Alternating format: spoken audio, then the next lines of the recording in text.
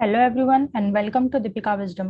आज हम सॉल्व करेंगे RICE का 2018 का प्रीवियस ईयर क्वेश्चन पेपर, जिसमें हम सॉल्व करेंगे part 1 language proficiency from question number 1 to 20। आइए देखते हैं क्वेश्चन नंबर 1 क्या है। पैसेज बेस्ड क्वेश्चन है guys. What is the main idea of this passage? इस पैसेज का जो मेन आइडिया है, पूरे पैसेज को पढ़ने के बाद हमें ये समझ आएगा कि इसका जो आंसर होगा गाइस वो होगा ऑप्शन 3, यानी जितने जो एनिमल्स होते हैं वो विंटर सीजन में कैसे सरवाइव करते हैं। कुछ एनिमल्स जो होते हैं वो अपने आप को हाइबरनेट करते हैं, कुछ अपने लिए खाना पहले से जमा करके रखते हैं कि विंटर सीजन में हम इसे खाएंगे। तो इस तरह से एनिमल कैसे सरवाइव करते हैं विंटर सीजन में, उसके बारे में इस पैसेज में दिया गया है।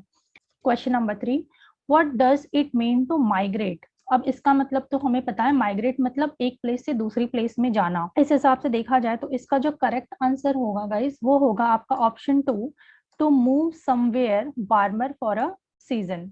जैसे कि आप देख सकते हैं आपके पैसेज में इसका जो आंसर है वो 4th to 5th लाइन में दिया गया है। Many of them do not stick around for the winter, they leave, they go to a place with a nice weather, then they can come home in spring. यानी winter season में कहीं और चले जाते हैं और स्प्रिंग सीजन में दे come back. अब देखते हैं हम guys next question number 4, which of these animals survive winter by eating stored food? यानी ऐसे कौन से एनिमल है जो लोग विंटर सीजन में फूड को खाते हैं और समर सीजन में ही फूड को स्टोर करके रखते हैं, राइट? अब देखते हैं इसका आंसर कहाँ दिया है। इसका आंसर जो है गाइस वो 12th लाइन में दिया गया है। आप देख सकते हैं यहाँ पर रैकून्स डू, यहाँ पर अगर हम देखें तो they live on what they saved in the summer and fall. ठीक है, समर सीजन में उसे सेव करके रखते हैं और विंटर सीजन में खाते हैं। ऐसे कौन कौन से एनिमल्स है? Squirrel, beavers and raccoons. Next देखेंगे हम question number 5, select the word or phrase which gives the closest meaning of the idiom। अब ये idiom क्या है? of the, इसका मतलब होता है not prepared, यानी पहले से ही prepared नहीं थे, in advance prepared नहीं थे। तो इसका जो करेक्ट आंसर हो जाएगा उस हिसाब से वो हो जाएगा आपका spontaneous, राइट? नेक्स्ट देखेंगे question number 6, identify the correct sequence of the sentence. अब इस सेंटेंस का जो करेक्ट सीक्वेंस हो जाएगा वो होगा आपका option 4, R, P, S and Q। इस हिसाब से अगर हम देखें तो पहले हो जाएगा R, यानी meteors also called shooting stars. उसके बाद आ जाएगा occurs in the earth's mesosphere at an altitude of about 40 to 60 miles. ये हो जाएगा इसका correct sequence, R, P, S, Q। Next देख लेते हैं क्वेश्चन नंबर 7 है यहाँ पर, find the part of the sentence which has an error. अब हमें यहाँ पर एरर फाइंड करना है, कौन से पार्ट में एरर है। पढ़ लेते हैं पहले पूरे सेंटेंस को। Despite of many attempts to introduce a universal language, the effort has met with very little success। तो यहाँ पर गाइस जो एरर है वो है आपका पार्ट 1 में। ये जो डिस्पाइट ऑफ दिया है ना, तो आप लोग ये याद रखिए कि हम डिस्पाइट जब भी यूज करते हैं ना तो उसके साथ हमें ऑफ का यूज नहीं करना चाहिए, राइट? और जब भी हम इंस्पाइट यूज करते हैं उसके साथ हमें ऑफ लगाना चाहिए। ये रूल आप लोग याद रख लीजिए, avoid using of with despite and avoid using in spite without of. ठीक है, इस हिसाब से इसका जो आंसर होगा वो होगा ऑप्शन 1। क्वेश्चन नंबर 8 देख लेते हैं, find the part of this sentence which has an error. Again यहाँ पर एरर है जिसे हमें फाइंड करना है। क्वेश्चन पढ़ लेते हैं। The interviewer asked me if I knew that Kalidas was a greater than any other poet। अब यहाँ पर जो एरर है गाइड्स वो है आपका सेकेंड पार्ट में, कालिदास was द को हम कब यूज करते हैं? जब भी हमें सुपरलेटिव के बारे में कहना होता है, तो यहाँ पर द ग्रेटर नहीं आएगा। ठीक है, इसलिए ये जो पार्ट 2 है वो इनकरेक्ट है। नेक्स्ट देखते हैं question number 9, choose the word और phrase that best completes the sentence. Right, अब यहाँ पर हमें फिल करना है एक तरह से देखा जाए तो। पहला ऑप्शन है आपका गो ऑफ। गो ऑफ का मतलब होता है गाइस एक्सप्लोड या फिर बिकम वेरी एंग्री, तो ये तो यहाँ पर नहीं आएगा। सेकंड देखते हैं, सेकंड ऑप्शन है गो डाउन। गो डाउन का मतलब होता है to move from higher place to lower place. Next है आपका गो अलोंग। गो अलोंग का मतलब होता है पार्टिसिपेट करना, तो इसीलिए यहाँ पर जो करेक्ट ऑप्शन होगा वो होगा option 4, that is go by. Go by का मतलब होता है एज्यूम एज ट्रू, यानी एज्यूम कर लेना कि ये ट्रू है। His joke same to go by, यानी बिलीव कर लेना या फिर एज्यूम कर लेना कि ट्रू है। Very well with the audience if their laughter is my indication. Next देखते हैं, अगेन यहाँ पर पैसेज दिया गया है, read the passage given below and answer the question 10 to 13। Question number 10 है the highest peak in this ghat is, इस घाट में सबसे हाईएस्ट पीक कौन सा है।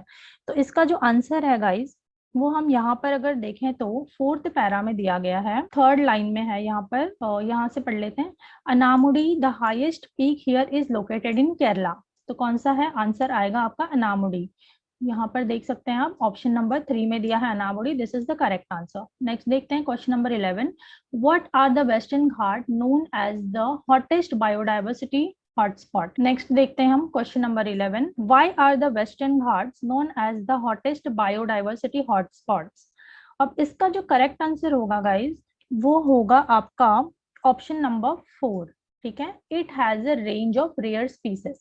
अगर हम फर्स्ट पैरा को पढ़ेंगे यहाँ से यहाँ तक तो हमें यही समझ में आएगा कि वहां पर क्या थे, बहुत सारे स्पीसीज थे। Right, it has a range of rare species. Next देखते हैं question number 12। West coast was originally a part of. अब ये जो वेस्ट कोस्ट था वो ओरिजिनली किसका पार्ट था, ऑप्शन 2 मदागास्कर। तो फोर्थ पैरा के फर्स्ट लाइन में दिया गया है geological studies have found the west coast broke away from Madagascar 100 million years ago appeared a cliff with the elevation ranging at 330 feet।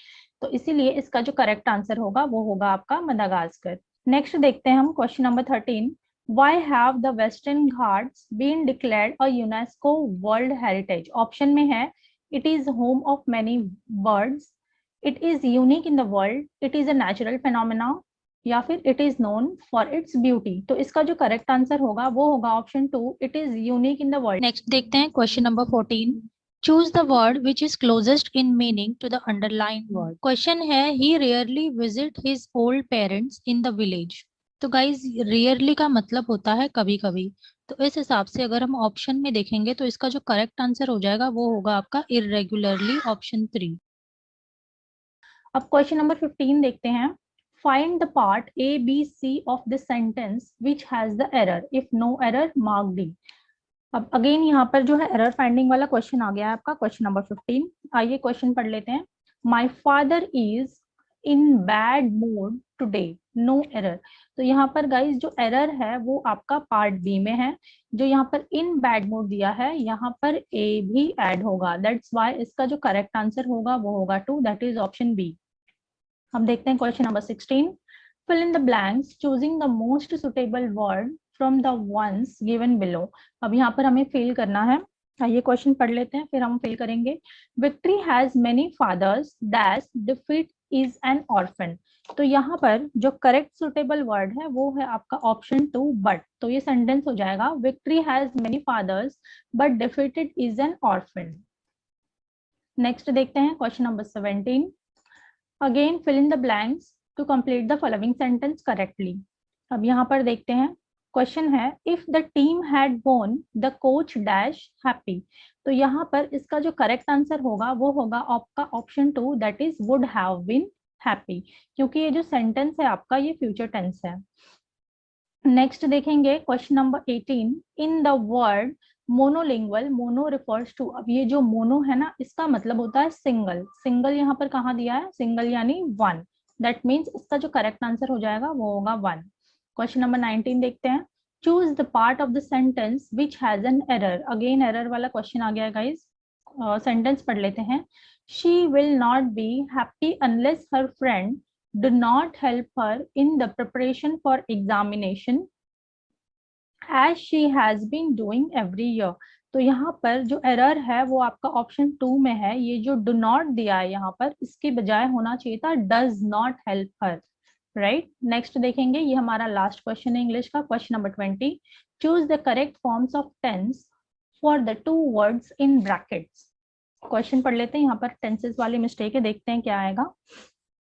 Question है but while I do the language course I meet lots of young people from all over the world.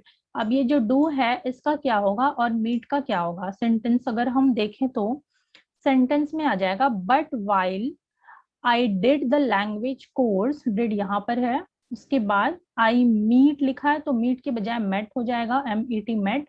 तो did के साथ में met यहाँ पर दिया है, that means इसका जो करेक्ट आंसर होगा वो होगा ऑप्शन 1। तो ये सेंटेंस हो जाएगा but while I did the language course I met lots of young people from all over the world। इसी के साथ गाइज आपका इंग्लिश का जो पेपर है वो 2018 का हमने खत्म कर दिया। अगर आपको ये वीडियो अच्छा लगे तो please like and subscribe. Thank you.